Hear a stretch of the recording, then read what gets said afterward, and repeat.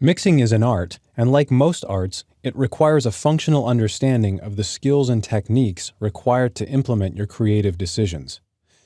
It's important to learn to make appropriate decisions on how and when to implement these skills and techniques in a way that will benefit the song.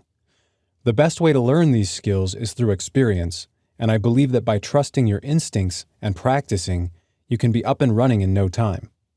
This course will focus primarily on the technical skills needed to facilitate many common mixing techniques using Logic Pro.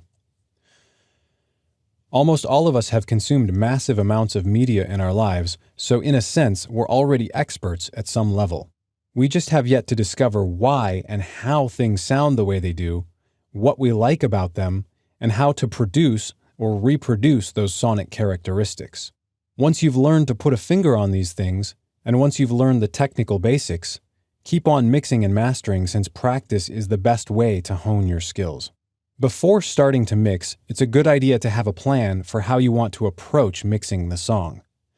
To a mixer, having an approach could be considered similar to what a blueprint is to a builder. After all, we're essentially building the song, sonically speaking. What style or genre is the song?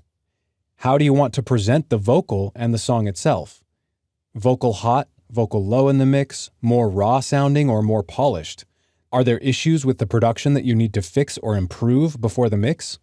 At the end of this chapter, we'll take a look at some different mix approaches, including some techniques for mixing vocals in different styles and mixing electronic EDM drums versus acoustic drums. If you produce the song that you're mixing, you'll probably already have a good idea of what you want to accomplish, and you probably started shaping the mix of the song early with the decisions made during recording and continuing with your working mix. But if you're mixing a song for someone else, you may want to find out what the producer has in mind for the song. Take notes or just keep mental notes. You can even take notes right in Logic, as we looked at earlier in this course. It can also be incredibly helpful to find a reference song that has a similar sound to the song you're going to be mixing. You could even have a few reference songs. Maybe one has a really nice clean and defined vocal mix that you really like, while another has a drum sound or some other element that you want to reference for your own mix. The intention isn't to copy that sound, but it can be really helpful to refer back to a reference song once in a while to make sure you're still on the right track. You can import the reference song or songs right into your Logic project if you prefer, or you can just keep them readily available for comparison when needed. If you're mixing a song with vocals, it's common to start by getting the vocal sound that you want and then building the rest of the instrumentation around it.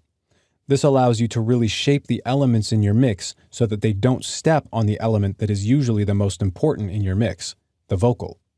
If you're mixing an instrumental song or a song where the vocal is not the featured element, then you may prefer to start with rhythm section, perhaps the drums, and build your mix up from there.